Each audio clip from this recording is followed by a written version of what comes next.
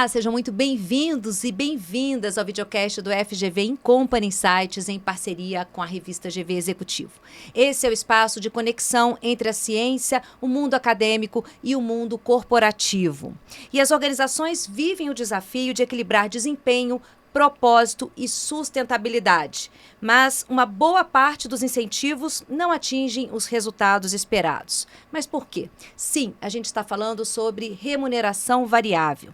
E no videocast de hoje, para falar sobre esse assunto, eu converso com o Eduardo Faro, que tem mais de 25 anos de experiência em consultorias de gestão, mais de 15 anos como professor de pós-graduação e atua nos cursos do FGV Incompany. Muito obrigada, professor, pela sua participação aqui. Recentemente, você lançou um livro sobre incentivos com enfoque em remuneração, é isso? É isso, Érica. Grande prazer em estar aqui com vocês. É um prazer estar participando.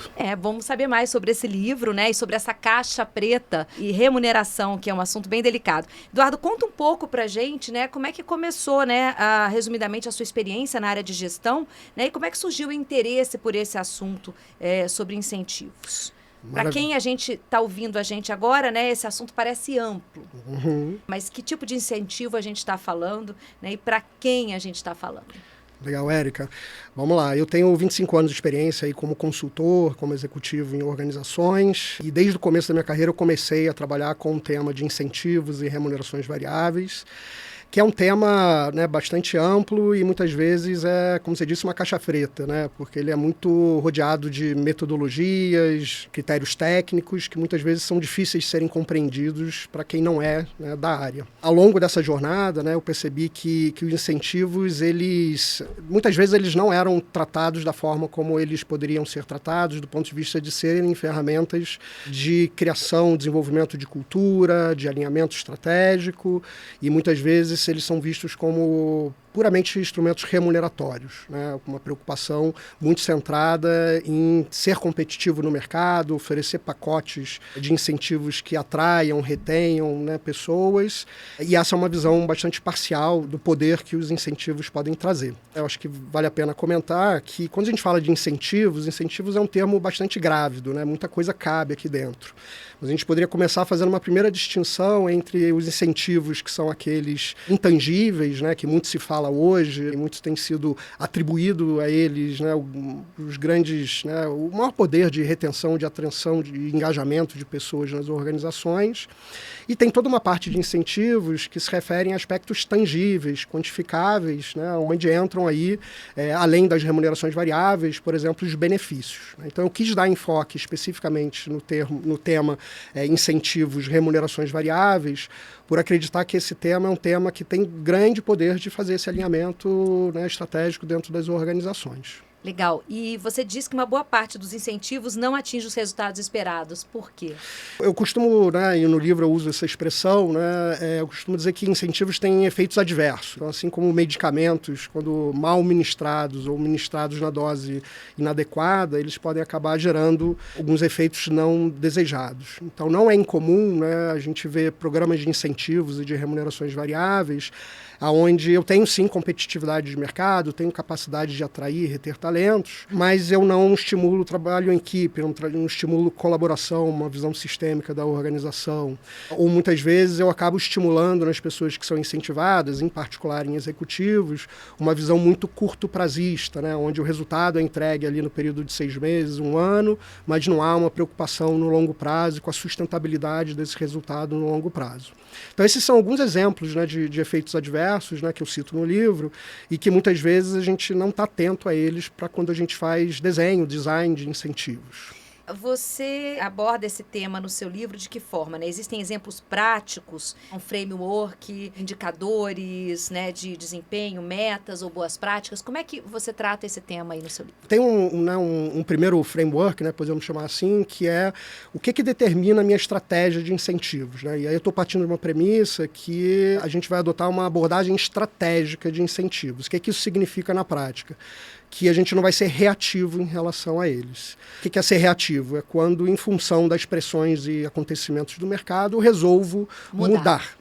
E às vezes essa mudança ela vem tarde demais. Isso acontece muito? Isso acontece com muita frequência. Não é incomum, né, a gente perder ou ter o risco de perder um executivo para o mercado, e aí toma-se uma decisão de, né, fazer um puxadinho ali no programa de incentivo para que ele não saia e permaneça na organização. Está falando de oferta e demanda também, né, de escassez de talentos no mercado, é isso, Eduardo? Isso tem certeza. uma influência aí nesses indicadores? Total. Então, ou seja, quando a gente está num ambiente de alta competição por talentos, a tendência é que esse tema ele ganhe relevância, porque as empresas vão oferecer pacotes mais interessantes e mais competitivos. Mas eu acho que aí tem que se tomar dois cuidados, né? Um cuidado do ponto de vista das organizações, para não oferecerem nada que esteja desalinhado à cultura que querem formar, à estratégia que querem entregar, e também do ponto de vista de quem está sendo contratado, né? Porque muitas vezes a gente vê ofertas de emprego que oferecem, né, 18, 20 salários, né, em termos de remunerações variáveis, numa bonificação, por exemplo. E quando a gente vai destrinchar o que isso significa na prática, muitas vezes são indicadores, né, difíceis de serem mensurados ou metas que são muito difíceis de serem alcançadas. E é claro, né, apesar de eu estar falando num aspecto que é tangível, que é a remuneração, num movimento como esse, num movimento de carreira como esse, a gente tem que olhar o pacote completo, que inclui também os intangíveis, que é a experiência de trabalho que eu vou ter, o que eu vou ter além da remuneração, né, seja fixa, benefícios ou variável. Propósito, motivação, o que mais que a gente pode falar? Eu sei que o seu livro, o foco é na remuneração variável, mas eu acho que esse deve ser um fator também que ele não pode ser esquecido, né? Com certeza, com certeza. Inclusive no livro eu desafio pouco... Porque todo mundo só fala nos intangíveis agora, né? O foco do momento.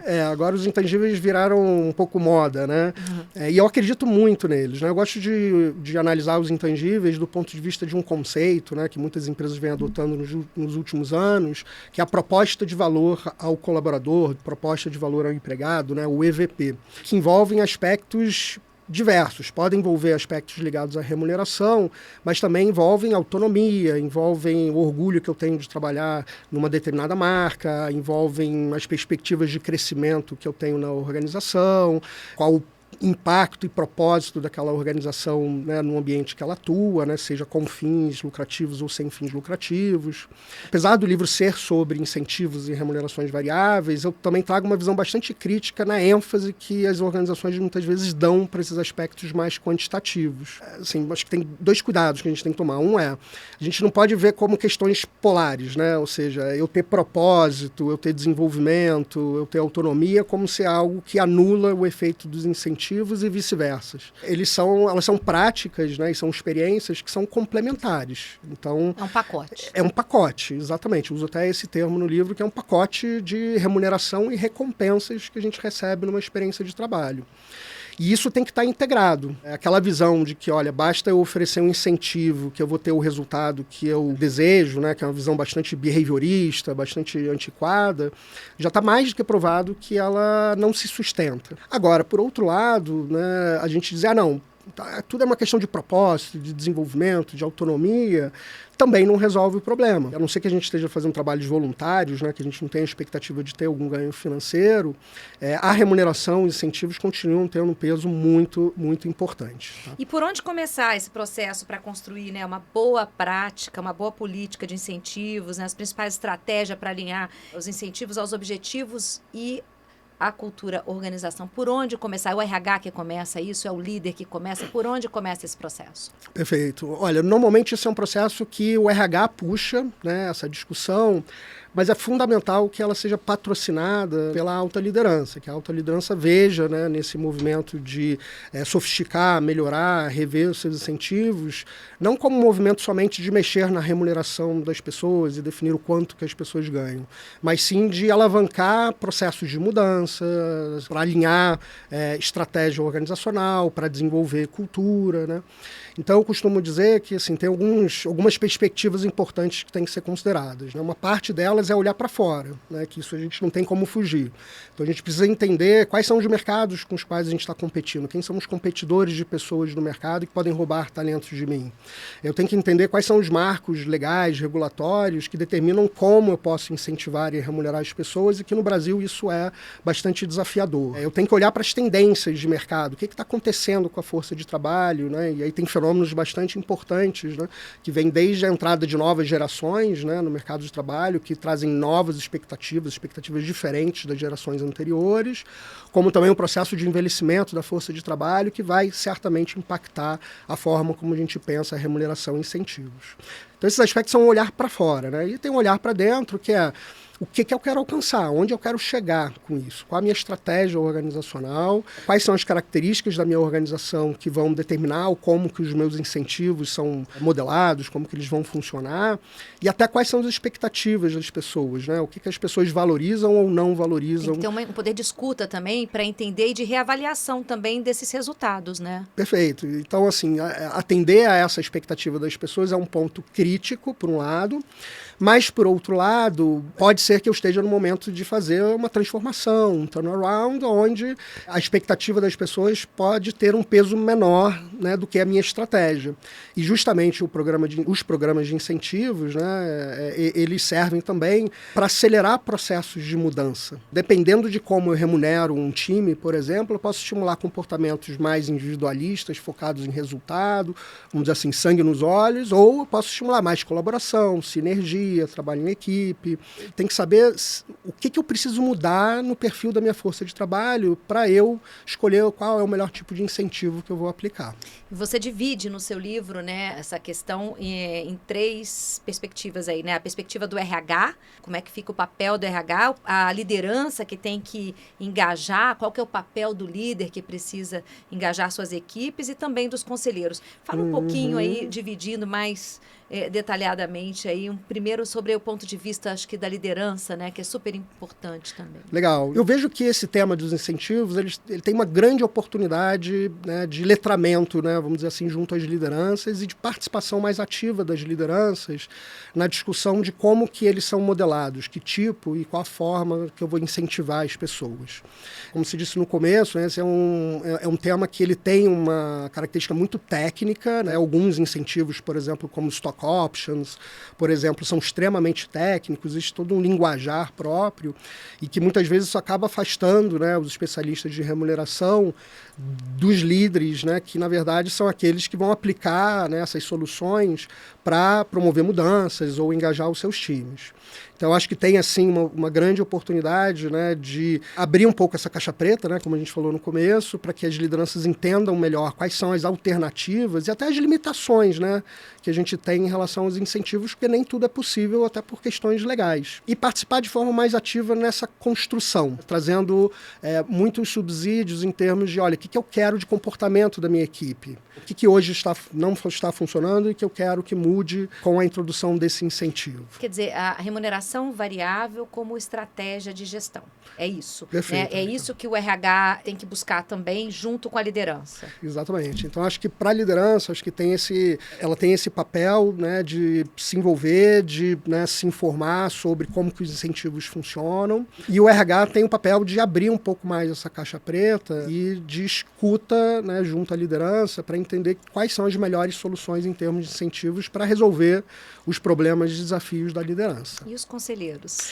Pois é, os conselheiros são um universo à parte e é uma discussão bastante polêmica em relação ao quanto que incentivos são aplicados ou não para quem está em posições de conselho. Do ponto de vista de práticas de mercado, se recomenda tomar muito cuidado, né, ao usar incentivos para conselheiros, para que ele não confunda o seu papel em relação aos executivos. E em relação às metas que ele precisa alcançar. E em relação às metas que ele precisa alcançar. Porque se eu coloco as mesmas metas entre conselheiros e executivos, eu posso estar causando ali um problema de conflito de interesses. É humano que todo mundo quer, né, maximizar os seus, né, incentivos, os seus ganhos. Isso é um comportamento humano natural. Então, não dá para correr esse risco, né, trazendo incentivos para os conselheiros que sejam um espelho dos incentivos dos executivos, né? Esse eu acho que é um primeiro ponto.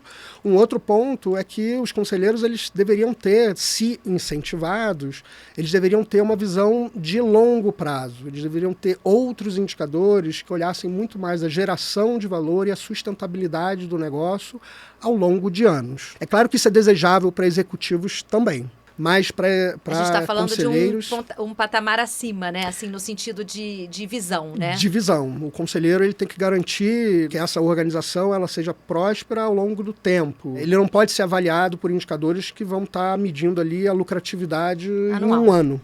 tá? Porque isso pode levá-los a tomar decisões e fazer recomendações enviesadas, porque eles são afetados, são implicados pelos incentivos. E os desafios, Eduardo? Porque a gente está falando aí do papel de cada um, mas os desafios de incorporar os incentivos em modelos ágeis e também na governança da empresa. Quais são esses desafios? Eu acho que a gente tem, né, discutido muito hoje no mundo organizacional novos modelos de gestão e de organização, e os modelos ágeis vêm aí, né, para trazer alguma disrupção na forma tradicional da gente pensar como a gente se organiza como organizações. E esse tipo de modelo, né, os modelos ágeis, eles têm alguns pressupostos muito importantes, né, como foco no cliente, trabalho em equipe, colaboração, autonomia. E todos esses elementos, eles muitas vezes são negligenciados nos modelos tradicionais, hierárquicos, funcionais. Então, ter incentivos em modelos ágeis é algo possível. Tem alguns agilistas, né, como se diz, especialistas nesse tema, que são totalmente contra, né, a introdução de incentivos. Mas no livro eu desafio um pouco essa visão, né, trazendo a seguinte perspectiva, né, e a seguinte pergunta: será que a gente não está viciado em pensar em incentivos que se encaixam nos modelos tradicionais e quando a gente transplanta eles para os modelos ágeis, eles acabam não funcionando porque eles estimulam individualismo, centralização de poder, pouco trabalho em equipe? Eu acho que é muito mais por aí. Eu vejo sim incentivos, né, em organizações ágeis ou que adotam, né, modelos ágeis de se organizar, mas com adaptações muito importantes que passam um pouco por esses temas que eu comentei. Tem que ser coletivo, tem que ter voz de participação das pessoas em como que os incentivos são distribuídos e tem que ter um foco muito grande em desenvolvimento e no cliente. Não é fácil, mas é possível se fazer isso. Precisa estar dentro de uma política também de educação contínua, de treinamento. Eu acho que nos cursos em company você acaba tendo a oportunidade de ensinar isso. E quem tiver mais dúvida, quiser se interessar e se aprofundar, o livro sobre remunerações está disponível aí nas grandes livrarias e também pela internet, não é isso? Ele está em fase de pré-venda agora, em breve ele vai ser lançado, né? Depois a gente pode compartilhar a landing page, onde tem um acesso ao livro, e vai estar nas principais plataformas, como a Amazon, né, e outras que veiculam, né, e comercializam esse tipo de material. Eduardo, muito obrigada pela sua participação aqui com a gente e até um próximo episódio. Muito obrigado, Érica. Até lá.